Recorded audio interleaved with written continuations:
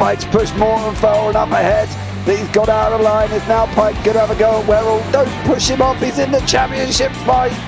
Jack Werrell chasing down Carl Jacklin. Further down, Rob Williams and Chris Barnes. Sensational run outside line now though for the heavy braking zone. Around the outside goes the Audi R8. Look how much Miller's come back into play. Exactly, Miller's still such up. He's left on second and change. All of a sudden, Miller's back in play.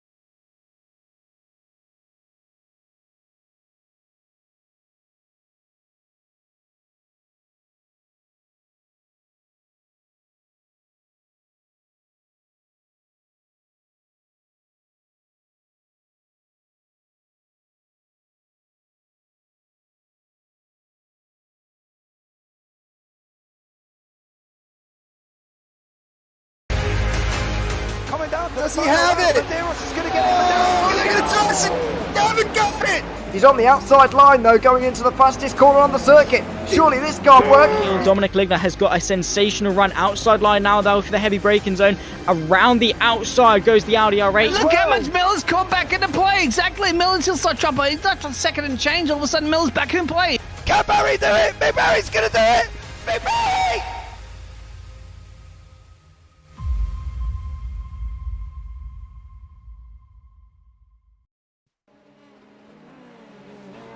Hello everybody and welcome to round 4 of the iGPFun F3 League here for season 1 of 2024, and for the very first time in this series history we visit the Brickyard for round 4 of our championship. Newly reconfigured of course in the last decade or so, looks very different to the last time that Formula 1 was here certainly, but it's going to be an interesting racing. Don't see too much open wheel racing outside of IndyCar here these days, and so we'll see how these F3 cars race for a good nearly hour here tonight on the JPB YouTube channel. Welcome one and all, my name is Ewan O'Leary along with James Parfitt once again for this round of the championship. It's good to be back by the way, very glad to be here once again, and here at Indianapolis for the first time. Going to be very interested to see how this really works, because Formula 1 never really took off here, James, about 20 years ago. Maybe these F3 cars really can.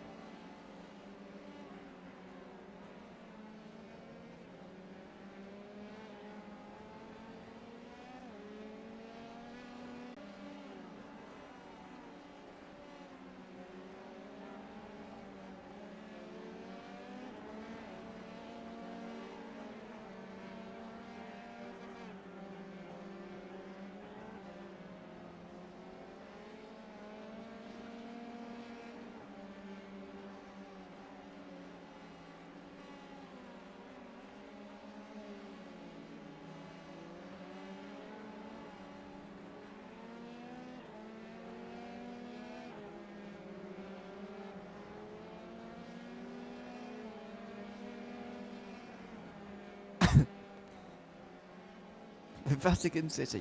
I do know that they do actually fit 4 holes of a golf course. I think it's 4 onto the infield of the of Indy. So that is true. But that doesn't surprise me either. It's a huge complex, 2.5 miles around the oval, and we will be taking part on some of it here, and it's going to be a very big stopping towards turn 1 as well. It's a very wide running. Let's quickly go through some of the championship standings, because we've actually ended up getting to the end of qualifying by talking about Indianapolis. Sort of by accident. Lee Aberdeen is leading the championship, as you can see, with 127 points. He's got 13 over Brent Ruiz, and then Tony Jimenez is rounding out the top 3. Pedro Suarez and Will McIntyre inside the top 5. McIntyre tied with Mackenzie Roon for that 5th position. Evan Way is on 102 with Luca Varani, the last driver to have more than 100 points. Ivan van der Hoek is having a good start to the season, and he's inside the top 10 along with Robert Ridgway. Kenzie Newhoff's win last week has really put him back into the conversation. He's 11th with Andy Flint, 12 ahead of Kevin Zwemstra, Václav Potapenko and Nicholas Rasmussen to round out the top 15 in the standings. So that is going to be it for the first 3 rounds here. Still a long way to go, of course, but Kenzie Newhoff is sort of back in the game, if you like, with that win last time out. Once we start applying drop weeks and doing all that kind of thing at the end of the season, he's going to be right up there because he didn't attend behind in the standings. Yeah, he is, and let's be honest, we could never count out the champion, right? And we never would do, and we never should do. But I think it's just going to be really interesting to see how they get on here. I think I'm just more thrilled about to watch how the racing's going to be. That's it for me. I think, you know, I don't know. Let's just see what happens. Let's go with it. We will have to, because it's still early days in the season, really. We're coming up towards the end of qualifying then, and it looks like everybody is pretty much done now, and they are indeed after the half-an-hour session. So let's run through the grid for this race at Indianapolis today. It's Mackenzie Roon and Ivan van der Hoek on the front row, with Samuel Hermer and Lee Aberdeen lining up on row 2. Brent Ruiz second in the championship on row 3 with Luca Varani, with Sinan Dimabas in 7th place with Sebastian Hirsch. Tony Jimenez and Will McIntyre Jones round out the top 10 with Leonard Sherry and Alistair Hay on the next row. Pedro Suarez and Evan Way share row 7 ahead of Andrei Ruzkowski and Richard Van Veen in 16th. Then it's Jakub Olszewski with Thibaut Rabelar, John McKenzie and Manuel Vargas round out the top 20. Then we've got Clark Williams and Patrick Williams on the next row. Matt Prue and Rinus Cotini on the 12th row with Ben Goyert and Matthew Gracie. We've got Marcelo Ketzler and Oscar Artignano on the next row with Maximilian Gebhardt and Chris George Angelidis in 30th place. Then it's Mark Chotlovs, Nicholas Rasmussen, Adam Talsma and Koji Ito to round out the grid. Some big names at the back who clearly haven't qualified for this race. Yeah, and also as well, I want to point out Nicholas Rasmussen is not actually here this evening. Basically, he's been in YouTube chat saying that he's got technical issues, so he's not going to make it. But he is here as well. Sloots said go Van Hoek, and then Delta Vos said let's go Roon and Van Hoek. So Van Hoek getting a lot of love here today. He is. He's having a good start to the season as well. I've got the is Ivan van der Hoek. He's in 9th place at the moment in the standings. Didn't do so well at Silverstone last time out, unfortunately, but was on the podium at Road Atlanta. And who knows what we can expect from him at Indianapolis today. See the cars lined up in the background. If somebody's out of line for whatever reason, they've gridded up correctly and everything, but you can just see their left-hand wheels just completely not in the box. But Irish Thing has put them there, so no complaints from anybody, I suppose. Not entirely sure who we're waiting for here. And indeed, we are now ready to go. Mackenzie Roon on the front after taking that pole position. He will look to get that better launch from Van der Hoek as they race in towards turn 1. It's a very, very long run as the lights go out now. Roon needs a good start here to hang on, and he's got one. Van der Hoek has to pull into line immediately and secures his 2nd place almost immediately there. He won't really be able to challenge Roon in towards turn 1, although he does. He's slightly on the inside. He'll stay 2nd though as we get this race underway. It's a clean start for the front drivers, and they will make their way out of the first sector, and then they'll really go racing very soon with Mackenzie Roon under a lot of pressure immediately from all those behind. Yeah, I think Roon here did what he had to do. He's done an absolute flyer right at the beginning here and has done really well as somebody is very wide there as well, not counting as an off track, so that's quite interesting. But Roon and Van der Hoek now, Hermo's going to have a go as well. Luca Barani is also looking like he was going to come and have a go once more, as he's got Brent Ruiz for company right in front of him there as well. Battles all the way through the field here, Ewan. Nobody really far apart at the moment as they're going 2 and 3 wide there towards the back end. And, Matthew Brewer, that is into the wall, unfortunately for Matthew. It is Matt Brewer who's off, and it's all going on here. Demirbas is on the defensive as down the inside goes Sebastian Hirsch. He backs out of it in the end, and Luca Verani is able to take 7th place there. And unfortunately, we've got Andrei Wojtkowski, well, not all the way around, but certainly wide on that braking zone and on the grass there at turn 12. So we'll see what's going on in the opening lap, and we'll get some replays in a few moments' time. But for now, it's all about the racing. Aberdeen versus Ruiz side by side into turn 1. The two championship protagonists, 1 and 2 in the title fight at the moment. Brett Ruiz goes down the inside and takes 4th place. Yeah, he does. He got past that Lee Aberdeen on that one. Leonard Cherry battling it out here with the Racing Forces.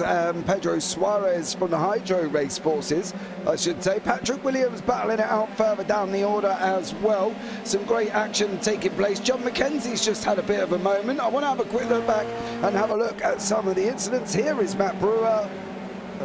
Well, that was very bizarre, just kind of locked up all on his own. And here is Wiskowski completely missing the entry into turn 1 there as well. John McKenzie having a bit of a moment here. I got a funny feeling he's going to put the power down far too early, as there was a snap from the car in front, and that again is quite bizarre as he gets hit into Ben Goya, Oscar Antonio, John McKenzie, as I say, all involved in that one, but still racing at the front, and Mackenzie Roon and even Van der Hoek 1 second up the road. And under a lot of pressure here, Mackenzie Roon, so this could be real trouble. Van der Hoek sets the fastest lap of the race so far, although that's quickly taken away by Ruiz. He's not quite got the straight line speed though this time around. Whether that was down to his exit off the final turn, or whether that's a straight line speed problem that he's got. Side by side a bit further back as Demirbas is once again on the defensive. Luca Verani this time the aggressor, and it's Tony Jimenez who is up to 8th place as well, as that big group further behind continues to fight. Look at all this. Hirsch is under pressure from McIntyre Jones now. Oh, and Leonard Sherry's off the road into the grass, and Manuel Vargas has got absolutely smacked there, and he's clipped someone along the way. Unfortunately, there's been others involved as well. Goodness me, big contacts there down through the first sector. That's at turn 4. And Thibaut Rabilart has got a Formula Ford going on at the moment, because he's got no front wing or rear wing on that car now. He will be in the pit lane soon. Let's see what happened to him. He's going to arrive on the scene here of an incident. I think it's all going to happen before he gets there. And he just slows up, gets tipped from behind. That's the rear wing gone. And then he gets absolutely smacked by someone. And that's how he loses his front end. How did they not see that? Like, was that Andrei Wiskowski? And it was Wiskowski. How did he not see the smoke? I don't know. There is starting. Slow down. No, there is. No, just keep going full pelt. And then. So he thought the car was going to come to a stop on the inside of the road, but it actually sort of rolled slightly to the outside, and then there wasn't enough time to adjust by the looks of things. So, unfortunate for everyone involved there that there's so many cars out the race as a result. Side by side here between Vargas and Richard Van Veen here. Apologies, it's not Vargas, it's Ovzeski, excuse me. Vargas wasn't involved in that incident, by the way, but he was just slowed up by it down here at turn 4. He's still going. You can see him in the sort of purpley pink livery in the background. Is that pink? No, it's purple. Is it pink or purple? Depends on the light, I think. Both, really. But anyway, he's 16th at the moment, and not, thankfully, taken out of the race, which I was fearing through turn 4 there. But as you can see, this midfield is a lot more spread out now as a result of those crashes. Yeah, Lee Aberdeen's got Demirbas behind, who's got Barani, who's got Jimenez, got Hirsch, Suarez there as well, with McIntyre Jones and Evan Way, all sort of tucked up in this own little gap, shall we say, rounded off by Alistair Hay. They're really the main people. We've had people in the pits: Cherry, Gracie, Brower, Waskowski. Rabillard is on his way out. Mackenzie's been in as well. Obviously, we didn't have Kojito or Rasmussen at the beginning, and Van der Hoek has just gone past Mackenzie. He has. He briefly got the fastest lap, but Brent Ruiz has got it now because he's on fire. It's another place for him. Samuel Hermer, the one displaced, and Thibaut Rabilard's out on the circuit again, straight in front of the leaders. No. Van der Hoek is trying to get past him into the chicane. They go side by side. Rabillard goes side by side with him. Van Hoek goes off onto the tarmac there to sort of avoid, and Ruiz is now on the case. Here we go. He'll be on the outside on the way now down in the braking zone at turn 7. He's not quite able to get round there though, and he will tuck in behind here with Hermer and Lee Aberdeen also now involved in this fight for the lead. Yeah, I'm not entirely sure what Rabelard was up to, especially as if he just come out the pit, because he would have had a relative that said the leaders were coming down on him. So sensibly, probably he should have done, maybe stayed out the way, but clearly he didn't, and come out right in the middle. And I'm a little bit confused why he didn't lift and stay wide and allow them all to come through instead of trying to challenge them through this next part. I didn't get that either. So I'm not entirely sure what Rabelard was up to there as well. I'm sure the stewards might have a look, and Varani might throw the ban hammer at him or whatever. But it all looks a little bit bizarre. But the only good thing of it is now we've got a 5-way battle between Van der Hoek, Mackenzie Broom, Brent Brewers, Samuel Hermer and Lee Aberdeen. So, you know, 5 of the big ones here as well, battling it out. Yeah, what a fight this is. 4 seconds back to the gap, or the battle for 6th place as well. It's going on a little bit further down, but this is where the action is. And I've got to say, out of everybody here, Brent Ruiz looks the raciest. He's got a great run off of turn 4 there, through the chicane at 5 and 6, and now he's all under the rear wing of his countryman Mackenzie Roon. Will he go down on the inside here on the brakes? No. Ruiz is going to just hang back for the moment and bide his time in this race, but he can't afford to bide his time all day. Van der Hoek is going to get away from them all, I think, if he waits a bit too long. That gap's already over half a second, and it's only increasing at the moment to Mackenzie Roon.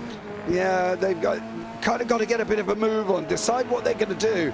The problem is this curve isn't long enough to actually fulfill and do anything. You have to get on the brakes as quickly as you enter it. And I think that's why people are not a lover of this circuit. It doesn't utilise the oval around it as much. And I think that's why we run around on the inside of it here. You know, you can see the oval out the left. We come out onto the start finish and then we duck in at the end. We don't utilise really much, as Brent Ruiz is utilising, however, the draft here, Ewan, and he's just and should just about get out the inside of Mackenzie Roon. Brent Ruiz is flying, and Lee Aberdeen is doing the same as well. Oh, it's close. Side by side for 2nd place, and Aberdeen is through into 4th. So Hermer has been dispatched of. I thought Ruiz was going to be through slam dunk there, but absolutely not. Mackenzie Roon has to go on the defensive, and Brent Ruiz is going to have to try again at another time.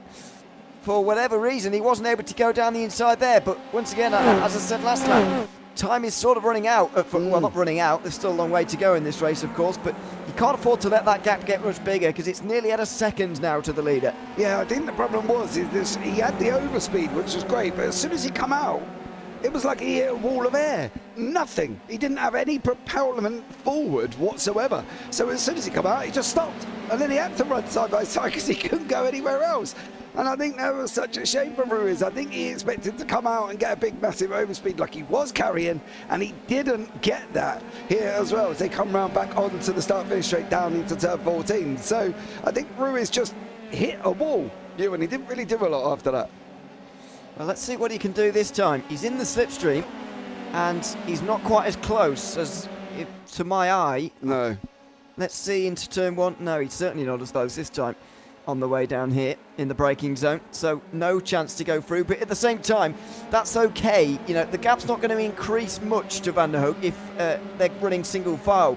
The real problem comes when Brent Ruiz goes for moves that don't come off, because they'll go side by side, the two of them, for 2nd place. They'll lose time, and he still won't have executed the pass. So that's when the real problems do come for him. Now maybe there'll be another chance. Ruiz has got a great run out of the chicane now and in towards turn 7. He's going to have to be brave on the brakes, and he is. He's got his nose alongside and ahead, and he's through to 2nd. Yeah, the only thing he can really do now is escape away from Roon, push Roon back into Aberdeen and Hermer. They're not far away there either. You can see the 5 of them all in one shot. Van der Hoek at the bottom, Hermer at the back in the green and black. Hermer's got to be careful not to lose the draft here, because he is slowly drifting away from the cars in front. This should give him a little bit of a push when they get down through 14 and on the run down into 1 again, so he should be able to close up some of the gap here once more. Demi Abbas is still holding off Varani. Varani still holding off the XPD Emerald of Tony Jimenez here as well, with Pedro Suarez right behind him. And then we've got another group of Sebastian Hirsch, McIntyre, Jones, Evan Way, Alistair Hay. They're coming down as well. well. So battles still materialising here as well, and these front guys are still not allowing each other room, which of course is causing the problem for Van der Hoek. He's now opening up a 1 second gap. Yeah. Will that gap close? Because Ruiz was on fire early on in the race as he cruised up to the back of these guys. Now, can he do the same to get away? And can he do the same to get onto the back of Van der Hoek at the moment? Not sure whether he's going to be able to manage that for now, but let's see if he can just manage it here. In towards turn 7 they go.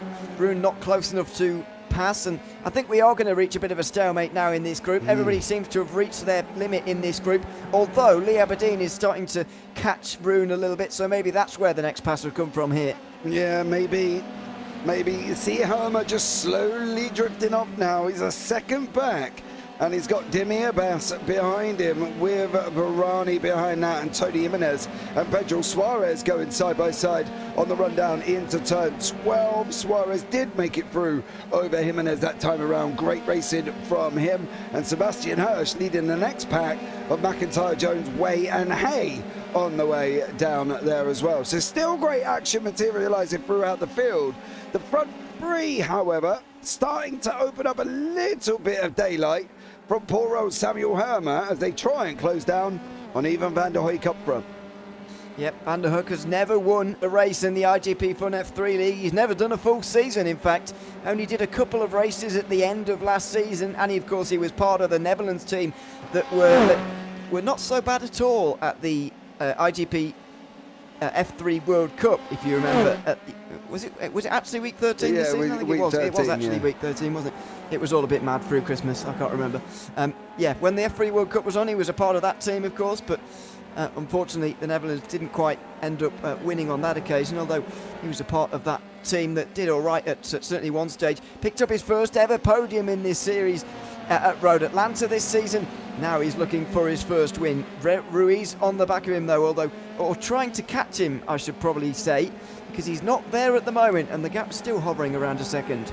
Yeah, he's still trying to keep him just out in front. Ruiz just almost touching distance to be able to get himself some draft, and he's almost opened up a big enough gap to Mackenzie Rune to leave Rune fighting with Lee Aberdeen.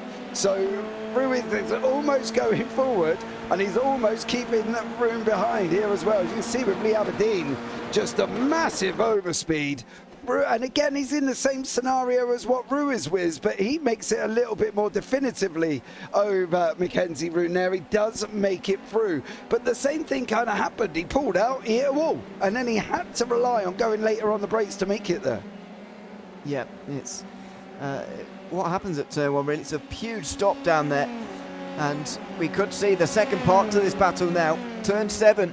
Lee Aberdeen on the defensive to Mackenzie Rune, who's going for this. He's more than alongside. He's right round the outside, but it's going to run out of room there, really. And Lee Aberdeen is through into the podium places again. He's certainly had wins and podiums in his IGP career. There's no doubt about that, but he's probably reaching his limit now. Not sure he's going to be able to catch Ruiz, really, who was able to cruise up to the back and overtake him, of course, not so long ago in this race. So the top 3 may well be settled-ish, but we've still got a long way to go in this race, of course. And by the way, neither of the top 2 have ever won a race in the iGPFun F3 League before, because this is Brent Ruiz's first full season in the series as well. What a story it would be for either of those two to win here in Indianapolis. Absolutely, but Alistair Hay fighting out with Rabelard behind him. That's not for position. Rabelard looks like he is the lap car. That's actually Will McIntyre Jones in front of Alistair Hay. So Hay now going to have a go at Will McIntyre Jones down into turn 1. Again, same scenario. You've got to be late on the brakes. He's trying 2 for 1 special. He didn't get it this time. Alistair Hay there hanging on with Will McIntyre Jones behind. I thought he was going to pull out Evan Way. He was going to get a car into the side of him then. Yeah, I thought so as well. Evan Way probably had his eyes on the mirror there just to make sure that he could steer out if he needed to, as McIntyre Jones just weaves around here and looks for an avenue to come back at Alistair Hay, but can't do it for the moment, and this battle for 11th will continue. This midfield certainly has spaced out a little bit as well in the midpoint of this race, after probably a little bit due to that crash that we saw involving many cars at turn 4 in the opening laps. Yeah, there's definitely a few cars that have been missing. Marcello Kesca is in the pits as well. He went off here, and unfortunately for Kessler, this is what the result was. He just spun round and he's tried to lock it round, and bang, he's lost every part of his car. Clark Williams is another one that looked like he's also had a moment. That's coming out of 14 onto the banking here as well. Oh, just completely nearly missed the corner there, unfortunately, for Clark Williams there as well. So a couple of people having their issues, but at the moment, Will McIntyre-Jones still chasing down here with Alistair Hay in front. This is probably the closest midfield battle we've got. Everybody else just starting to drift away from each other. That's the problem we've got at the moment. Gaps opening up here once more, Ewan. So Luca Varani still has cleared Demir Bass and has managed to get through finally. So well done to Luca there as well. Yeah, through and into 6th place, and I'd imagine he will stay there for a little while now, as the 3 seconds up ahead is going to take some closing. Not that he can't do it, but it's going to take a while. There's the slide. Maybe, was there contact there, or was that on his own he went for that slide? And Varani was very aggressive there. He entirely pushed off his rival. Gives him just about the right amount of room for the final turn. Can't really see. I'm trying to get above their heads and... Oh, I don't know. Maybe. He certainly pushes him off here, and this is a bit rude, but yeah, it looks like maybe there was contact with Sin and Demir Bass. Yeah, there was a little bit, I think. That one, it just kind of runs him, opens up the steering and runs him a little bit wide, I guess, but tough racing from all of them. We've got Adam Townsma trying to come through the field. He's in the middle between Gerhardt and Clark Williams. So this is the battle for 22nd, 23rd and 24th. Not a lot happening up front at the moment, Ewan. All the cars starting to get a little bit more spread out than we're used to. Although Brent Ruiz has brought that gap down to the leader ever so slightly. It was 3/10 on the last lap, and that gap is now at 3/4 of a second rather than a whole one. So worth keeping an eye on, even if they're not fighting right now. There they are, making their way around the final few corners at the end of lap 14 here. We're approaching half distance now in this race, the 4th round of the iGPFun F3 League for Season 1 in 2024. And Van der Hoek and Brent Ruiz are both looking for their first wins in this series. Mabel Vargas is off the road, I'm afraid to say, in the final sector, and he is not going to lose any places from 15th, but he has lost a couple of seconds in that exchange. I'm going to imagine it was a solo incident, a bit of a run into the grass. It was, but also Matt Brewer wasn't too far off the equation. So Matt, unfortunately, has had a bit of a nightmare here, and Vargas just doing that. Yeah. So, yeah. But, yeah, Ruiz, as you can see, over the last 5 laps has been quicker every single lap as well. So he is closing the gap up. We're down to half a second now as well. So Van der Hoek is going to have to be on his, get on his bike a little bit here, because Brent Ruiz is closing quick. Well, as soon as he's now been reeled in by Ruiz, it's kind of over. It's kind of, battling time, really. It's going to be very difficult to get away from this situation now. The slipstream is just going to be dragging Ruiz along a little bit over these very long straights you get here at Indianapolis as well. So it's pretty unideal now for Van der Hoek, who's going to have to soak up a lot of pressure if he wants to win this race here today. A better line from Ruiz out of the final corner there as well. He clips the apex very nicely at turn 13, and now he's in the slipstream. Now he's homing in on Ivan Van der Hoek, who weaves around, and now the games have begun. The battle has commenced, and with 21 laps remaining, we've got a titanic scrap to look forward to for this round of the championship. No moves into turn 1, but the battle has officially begun.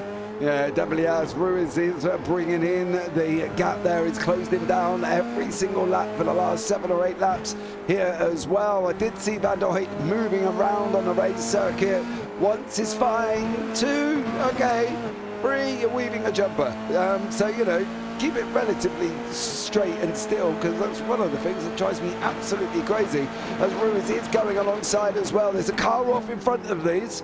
There is a car somewhere here as well. Oh, he did escape straight back out to the pits, and that was Leonard Cherry, I believe, was off in front of them once more. But Ruiz give it a good old go as they start heading from 10 to 11 to 12. Yeah, good thing for both of these two that there's no obstructions in the way. And now into 12. Ruiz really had a head of steam there round the corner through turn 11 there. Not really a corner you have to think about, but it does sort of change your line for the braking zone off turn 12, and it's a much better exit there from Van der Hoek on this lap. So he should hang on to the place here.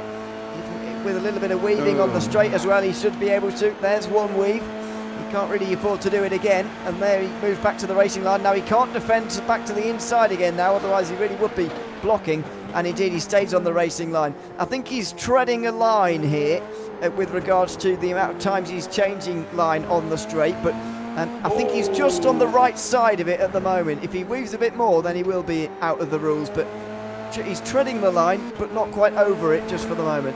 Yeah, I don't know. You know, and me and the weaving does my nutting, and it just, I don't understand it. You know, Ruiz is now settled down and gone, well, I'm not going to follow you anyway. But it's like light flashing. It drives me crazy, and there's really no need for it at the end of the day. If you are quicker, pass them on the road. But defending, I understand, but the backwards and forwards, yeah, stop it. As well, so hopefully we'll see if Ruiz can start closing in on him. We have been pulling him in and pulling him in and pulling him in, but whether or not we're going to be able to pull him in enough. And Adam Talmsma. Sorry, that was very close. I thought that was Ruiz in my was going to ear. go straight to. Sorry, everybody. That was close. Adam Talmsma just drops it on the power there. But here we go, and here we go. Well, Ruiz has had a great run through the final sector, and here he goes. Not sure whether Van der Hoek has just said, all right, go on then, I'll get in your wheel tracks and try and follow you here, or whether he just doesn't have an answer at the moment, but Brent Ruiz is in the lead. Yeah, I don't know if he had an answer. I don't know if he had an answer or if he's going to try and follow. The problem with Van der Hoek is, let's put it this way, if Ruiz has closed him down over the last 7 or 8 laps, what does Van der Hoek think he's going to be able to do? Does he feel he's going to be able to stay with him? Does he feel that Ruiz is going to drop him into Lee Aberdeen? I understand what Van der Hoek might be thinking, but I'm not quite understanding why he would be thinking it, considering Ruiz has been quicker. Yeah, it's interesting. I do wonder, though, whether he can follow now that he's in the wheel tracks here, because sometimes that does happen. You struggle to stay with someone when you're the car leading, but as soon as you start to follow them, you can start to pick up some of their lines and pick up a few tips and tricks here or there, and you can go a bit quicker, although that gap immediately is starting to grow. Brent Ruiz is flying at the moment. Of course, he's trying to close the margin to Lee Aberdeen in the championship right now. If you were to drop a week, he would drop a bit further in the standings to 4 points behind, but he would gain a couple of those back at the moment. And with the absence of Kenzie Nieuwhof, it looks like he's going to be one of those contenders to take that position away from Lee Aberdeen at the top of the standings. Yeah, it would be a shame if Ruiz is driven amazingly at the moment, so it would be such a shame if he did miss out on the win. And now we've got this Ferrari, Suarez and Dimirbas battle that's completely hotting up here as well. As we can see there in our background is Suarez over the back of Luca Varani's car as these guys go battling on through turns 7 and 8 at the moment here, Ewan, but they are having a good old ding-dong currently as well. They are. Let's see if there's going to be any moves either way this time. Thought Varani, with that move actually for 6th place earlier, was going to be clear, and he was going to finish there actually, I thought. Oh no! Luca Varani straight into the back of Sinan Dimirbas, and unfortunately they're both off the road. It's a catastrophic outbreaking from Luca Varani, and Dimirbas is in the wall. Varani's got no front wing. Let's have another look at it. Does Varani get hit himself, or does he just miss his braking zone? It looks like he just brakes too late, and he goes clattering into the back of Sinan Dimirbas in 6th. Wow, he just missed his braking point. Poor old Luca Varani and Dimirbas here. Good job we were on the rear wing of Dimirbas, because that was quite rapid that we saw Varani come into it. And he just didn't even look like he... I don't know, did he try a brake early enough? I'm not sure, but he completely got it utterly peaked on for Luca Varani there, and it's now, well, put him and JPBroadcasting into the pit. So both men knackered at the moment here. Ewan, one's got no front wing, one's got no rear wing, and now they're all going to have to go into the pits. But Brent Ruiz, Van der Hoek and Aberdeen and Mackenzie Roon all about 3 seconds between them currently at the moment. Well, that group has now been dispersed for 6th place. As a result of that, Varani would have certainly barely made the corner if he was on his own there. Unfortunately, there was a car in front, and I'm sure he'll be feeling pretty bad about that one now after the facts. But further up front, we do have these guys covered by a small amount of time, although I've got to say Brent Ruiz is starting to take control of this race, starting to dictate the race from the front of the field, and he's now got nearly a second over Van der Hoek, who's still chasing him in second. Yeah, Ruiz, in a weird way though, Ruiz does look comfortable. I think that's the thing, Ewan. He does look very, very comfortable at the moment, and I don't really see Ruiz to worry too much about it. Obviously, you know, he's an American by native, so this technically is a home circuit for Brent Ruiz here as well in Indianapolis. It's an American circuit. He's American. That's how I work that one out as well. So Van der Hoek has got his work cut out a little bit, and I don't believe staying with him was the best idea there. No, well, let's see how it pans out. Still 16 laps to go, including the one that we're on at the moment. Still plenty of lap traffic to deal with as well. Andrei Wyszkowski's the next one to deal with in 26th place. Matthew Gracie not too far in front of him. And it's a relatively short track, in all honesty. 1:19.8 is the best lap of the race so far from Brent Ruiz. We're most consistently, though, in the 1 minute 20s. And that means that we will see a fair amount of these drivers go one lap down before the end. And as we've seen already, that can produce its own variables as the leaders try and put a lap on some of these drivers. Yeah, it's going to be very tough for them to obviously... the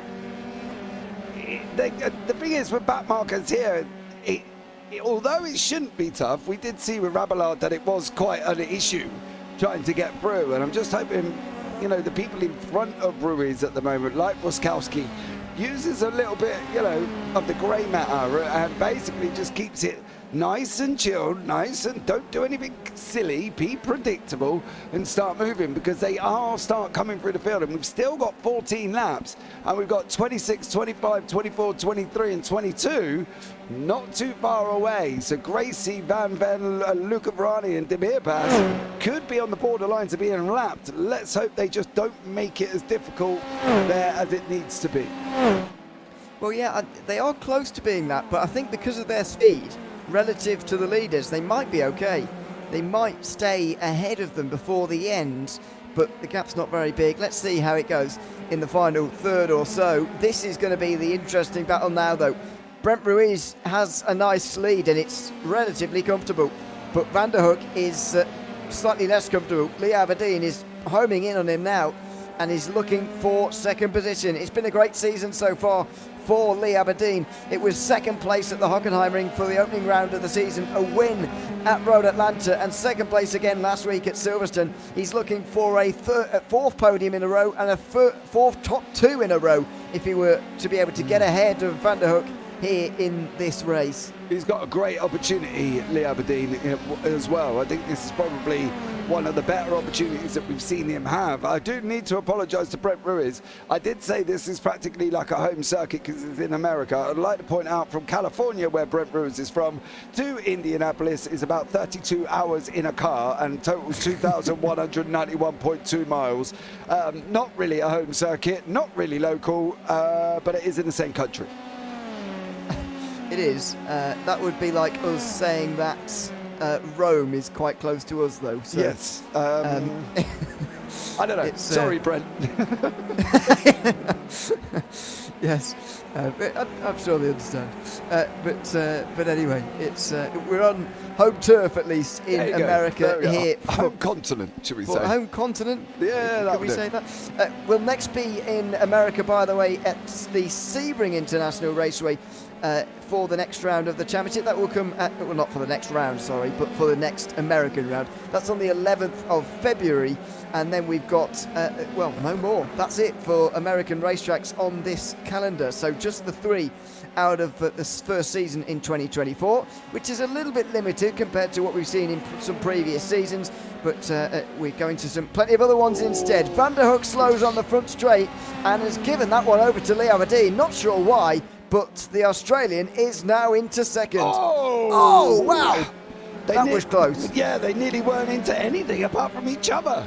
I can tell you that one. Van der Hoek did send it in there as well. But didn't he do the same when Ruiz got past him? If I remember correctly, didn't he go in because you screamed him hero? Somewhat similar, maybe. Yeah, I think they nearly did the same there. So Aberdeen got through, Van der Hoek went in deep. Now Rune's coming at him again here as well. So Van der Hoek not having a good time on his tyres at the moment here as well. It looks like he's going in deep pretty much into most corners. Temperature-wise, 30 degrees centigrade on the track, 23 in the air. And it's January 21, 2024. So, yeah. Not overly too warm, but not cold enough as Van der Hoek and Aberdeen go battling again once more into turn 12. Let's see how it transpires into turn 1. That's where the action's going to be. Is Van der Hoek going to miss out on a podium here? What disappointment that would be in his quest to gain his second ever podium in this series. Gained his first a couple of weeks ago at Road Atlanta. What about this week at Indianapolis? Down and towards turn 1 they go. Room looking for the position here into turn 1. But no, he's too far back here. Surely he's not going to be late enough on the brakes, and it would be a little bit suicidal to even attempt it from that far back. So he stays 4th, and we get to continue to enjoy this battle for 3rd position. But it's unfortunate for Van der Hoek, really. He started out probably hoping that he could win this one, and getting the lead earlier on, he was looking good, but he's falling away a bit now in the second half of the race. Yeah, definitely. I think Rune needs to start making the move on him. Otherwise, you know, he's going to allow Aberdeen to open up a bit of a gap. And I wouldn't worry about this whole he's my teammate scenario. Go for it. We're only on round 4. You know, you've got plenty of time to make it up. But I think Mackenzie Rune, again, showing pace that he's got. But he just, I don't know, to me, he just doesn't look like he's aggressive enough to go and make a manoeuvre at the moment over the teammate. It's almost like, I don't know, I'm not going to say there's team orders because I'm sure there's probably not, but it just looks a little bit that Rune probably could have got through a lot earlier there as well. And coming down the start-finish straight, it looked like he had the pace, but almost looked like he backed off away from him, which was a little bit strange. Yeah. And he's now certainly too far away. So gaps stay as they are over the line. And I'll tell you one gap that is coming down is the one between Brent Ruiz and Lee Aberdeen. 1.3 seconds now the gap, and came down by about a quarter of a second on this last lap. So those two drivers who have made up a fair few places between the two of them. Brent Ruiz started 5th today, and Aberdeen 4th. They're now 1 and 2. And, well, is there going to be one last battle here for the lead between those two? There's still 10 laps to go at the line. Plenty of time for Lee Aberdeen to work his way past here if he is able to. And at 1.3 seconds, there's more than enough time left to close that kind of a margin. Yeah, there is. I want to check out Varani down here with Ostartino. He is Tony Jimenez's teammate in the XPD Emerald car. And Varani there. Possibly going to be good make it through as they start coming onto that back straight as well. He looks like he's a little bit closer than most people have been. So it's 2 attempts currently at the moment here as well for him. Is he going to be able to make it through? We've seen this shot once more before. He does pull out to the left-hand side. Is he going to be late on the brakes? He is. Artinano gave it. Oh! Well. He rode it. Oh, that was a bit over ambitious. Steady. Hey. What's he doing here? Yeah, just a few donuts, and Matthew Gracie slips down the inside as well. Yeah, well, that's Varani through now as well. So the battles are really quite spread out throughout the field, as you can see there. The only ones is Van der Hoek and Rune, and then we've got McIntyre, Jones, and Hay. As there's smoke coming out from everywhere there. I think that might be the residue of Artinano who was doing his donuts. And then we've got Adam Talmsma and Maximilian Gerhardt battling it out further down in 20th and 21st place. Yep, Gerhardt on the defensive here, but Talmsma, you'd imagine, will have enough speed here. His spin earlier on has set him back to possibly further in the field than he really should have been, and now he's up inside the top 20 ahead of Maximilian Gerbhardt, who's not only going to have to defend from him but also from Luca Varani on the recovery drive after hitting the back of Demirbas. Sinan Demirbas into turn 7 earlier on in the race, had to come down, get a new front wing, and now he's looking for his top 20 back again. Luca Varani in the slipstream here, you can see just poking his nose to the inside, very quick in the last part of the straight, and later on the brakes as well, and up to 21st following Adam Townsend through. Yeah, he kind of does. The thing is, Varani does something that nobody else does. Varani leaves it really quite late, so he maximises the draft to pull through. Where everybody else pulls out a little early and has to go later on the brakes, Varani pulls out late and is already carrying that massive amount of overspeed that helps him there as well. And he's done it again here. He's pulled out later than what normal people would, and now he's made it through past Talmsma. He's got a 5.8 second run down to Demirbas, I think. For Varani and Demirbas, they're relatively, they are 128.3, 128.6. Might be as far as Varani can get on this one here, Ewan, as well, as long as he keeps it on the circuit. 20th could be the maximum.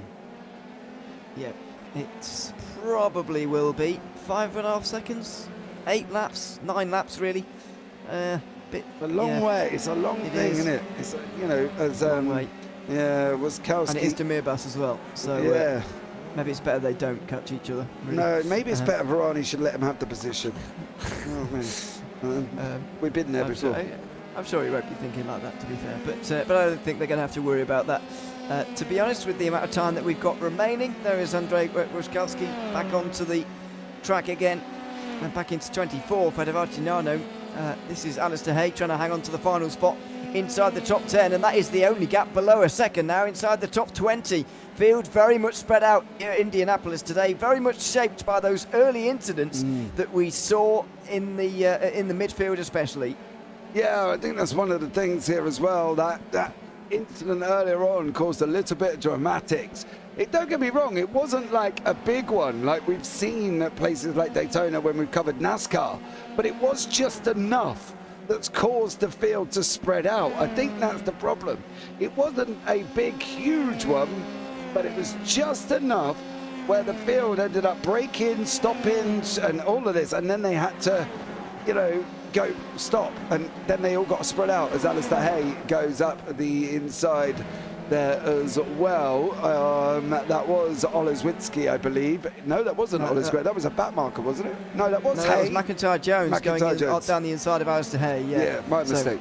But opposite way. Oh dear, the 42 off the road, out of the corner there. That is John McKenzie, who is already a couple of laps down and is off the road entirely. Now Alistair Hay comes back at McIntyre Jones. Side by side. Wow, that was close to contact. And if he'd have been any more aggressive, then there probably would have been. But Alistair Hay eventually backs out of it, and McIntyre Jones will be up to 10th place. But it looks like these two are not quite done arguing yet. No, they're definitely not. Alistair Hay there is going to catch the slipstream all the way down. This start-finish straight coming down into turn 1 there as well. McIntyre Jones hanging on from Alistair Hay right behind him here as well. Hay giving him a good old scrap, which is what we like to see here. Demirbas now as well. There's Luca Varani. We've got Demirbas who's chasing down on Patrick Williams. So they're not too far apart either as we're coming into the last 6 now. As I say that, Demirbas has gone through on Patrick Williams. So that battle's now sort of fizzled out. And now we're back with a McIntyre Jones and Alistair Hay battle. We are. So 10th place is probably the closest battle that we've at the moment, although Sebastian Hirsch is catching Tony Jimenez for 7th. That is a developing one, and we may well run out of time for it, in fact, with the amount of laps we've got remaining. Will be 6 to go when we get to the line here, and Brent Ruiz is about to do just that as he homes in on maybe his first ever win in this series. McIntyre Jones back inside the top 10 though, and he's holding down a half-second advantage over Alistair Hay. Considering McIntyre Jones is the one who's recently made the overtake here, he looks like he may well have enough to go to the flag with this advantage, but it's not a lot. It's the slipstream for Hay that's going to be the concern here. Below 0.4 of a second as they go down the tremendously long front straight here at Indianapolis. Alistair Hay not close enough, and he stays in 11th. Yeah, he does. Not quite there just yet. He's going to have to go and keep pushing over the next lap or so to try and close that gap up. He really needs that 2.5 tenth mark to make sure that he can get through on him here as well. It seems to be that they get out a little bit further back than that here, and they seem to struggle to make the overtake. So probably 2.5 might be a little bit of a sweet spot for Alistair Hay here. Let's see if that proves to be the case through the final, well, not quite the final sector yet, excuse me, the middle sector, if you like. Used to be the final sector. Turns 8, 9, and then 10. And then, of course, we used to run out onto the oval here and then around the oval right the way through to turn 1. We didn't used to have this chicane back 15, 20 years ago, but it's in there now. Adds a bit of challenge, but I've got to say, I do prefer the oval configuration of this, where we bypass this chicane, which I find pretty annoying to drive with myself. But anyway, I'm not driving, so it's fine. McIntyre Jones gets off the corner decently well, and I think he's... we're going to see pretty much a replay of last lap here. Yeah, I don't know if he's going to quite get there either. McIntyre Jones is close enough, but now, no, he's just kind of settling in a little bit, I think, as well. He knows he can make the move, but can he make it early enough? He's got to give it some time, I think. A couple of laps, maybe, just make it impossible for McIntyre Jones to come back at him. He doesn't want to make the move, then next lap lose it, because he's done it too early. So maybe he's trying something. The second to last lap he might have a go here. Let's see, into the final chicanes they go. A little bit wide there from McIntyre Jones, and here goes Alistair Hay as one of the cars alongside them was off the road. That was a bit awkward, but they get through. McIntyre Jones stays ahead though, and he can't really afford to outbrake himself like that again, because Alistair Hay is still right there, although he's not been particularly threatening. When there's a mistake and there's a gap opened up, he is there for you know, taking advantage of that opportunity. Yeah, he definitely has. He's keeping McIntyre Jones honest, which I think is quite the best way to do it. Now, this is where he's got right now. He's got the time. 2 tenths, 1 tenth. Over the line, 1.5. You've got this now. You have made that gap. He's got the overspeed as well, but that's what I mean about pulling out early. He pulled out halfway down, where Varani would have pulled out about 10 metres from where he had to make the move. He got the move done as well. So great job from Alistair Hay there, and now Hay is hoping that that back marker does not get in the way here, otherwise he's going to struggle once again from Alistair Hay as well. I believe that is Oscar Artinano in front of him, so I'm hoping that he will make the move as well. That chicane you were talking about only went after 2013 as McIntyre Jones comes back at Hay into the corner now as well. Is he going to make it through? They're going to run side by side. Alistair Hay send out the inside. He gets left loads of room for McIntyre Jones, and fair play to them too. Nice racing. We've seen some nice racing here tonight in terms of nice and respectful, and it's been enjoyable to watch. Hay back inside the top 10 again in a real seesaw battle here between these two, and they've got Oscar Artinano to contend with here very shortly as well. Here's the lap car you can see just up in the foreground here. 3 laps to go at Indianapolis as we home in on the end of the 4th round of this championship. Alistair Hay has been spending a lot of the time here in the wake of McIntyre Jones, but this time he is the one leading the way. And he's still 10th, still in the slipstream, and he'll hang on again to the tune of around 3 or 4 tenths of a second. So he's just got a couple of laps to go now, 2.5 laps or so remaining, and Hay will have a top 10 at the end, and a very hard-fought top 10 at that. Yeah, but that's the thing for Alistair Hay. This isn't good. Please remove yourself. Thank you very much. There as well. And Alistair Hay can be proud of what he's done here. Demir Bass has unfortunately had an incident and looked like he's dropped now down below Varani. So for Demir Bass there as well. We'll have a quick look. They've got a couple of corners here going in. Oh no, don't tell me this is the same turn 1, I believe. He's going to hit the curb and around he goes, unfortunately, for Demir Bass. And then he should be able to come Where's back Varane? on. There's Yeah. Varane, there's Williams. So they've gone through on him as well. But for Demirbas, not a bad day at the office, but for Alistair Hay and Will McIntyre-Jones, it's been a great day because they've been scrapping it out, keeping it going. And they've both got a top 10 now because Hirsch just dropped behind them. Not sure how that's happened, but Sebastian Hirsch has dropped behind both of them into 11th. This is how it happened. He just drops it out of turn 7. Slightly early on the power, just like Adam Talsper did earlier on in the race, actually. Hirsch gets it wrong. And there go the two of them. There goes Hay, and McIntyre-Jones will follow through as well. And now we've got a grandstand finish between these three. Yeah, definitely have once more as well. We've got this and one more to go here, Ewan. 2 more laps left at Indianapolis here as well. And it's been a great little race we've had with these two all the way through the field, really. And obviously that early incident just caused a little bit of dramatics and the spreading the field out, should we say. But overall, it's not been a bad one here. As I say, Indy's not been my favourite circuit to go and watch racing on, but this one's been pretty good. I like this. Yeah, it's been a good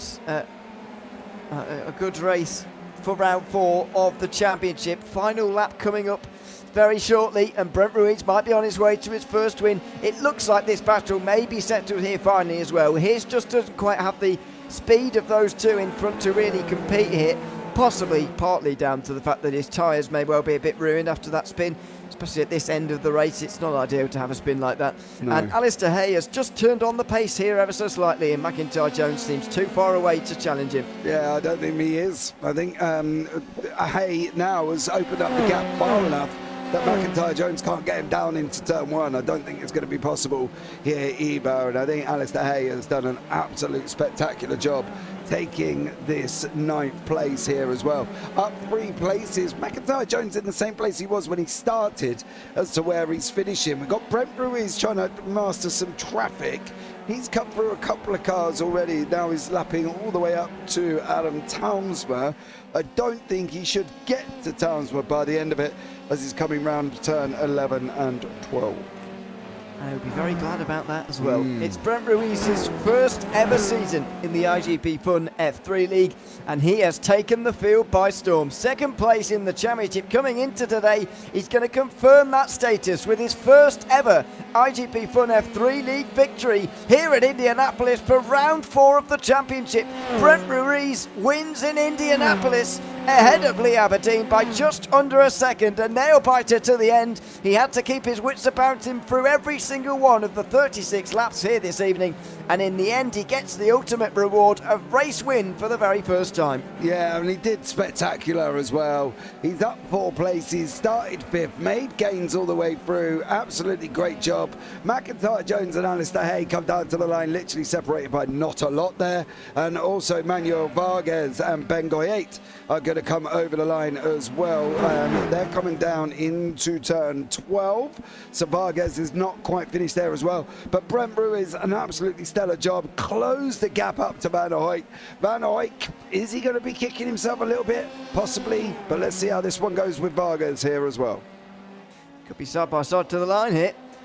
No, Vargas is going to just stay behind and can't quite get through to 14th. What about Williams on the back of Varane? Is he going to be close enough here, Patrick Williams, to get ahead? No. I think is the answer to that one. And that will be the end of that battle to 19th. Varane's going to be possibly a bit disappointed with that after an uncharacteristic mistake at turn 7. Yeah, I don't know if there's going to be a penalty for it. To be honest, I don't really know. It wasn't intentional, obviously. It's Luca Varane. Nothing's intentional with Luca Varane. But he just missed his breaking point. Literally just missed his breaking point, went in far too hot there, Ewan, and that's where he ended up. So, yeah, tough one, but the results are ready for you whenever you are, sir.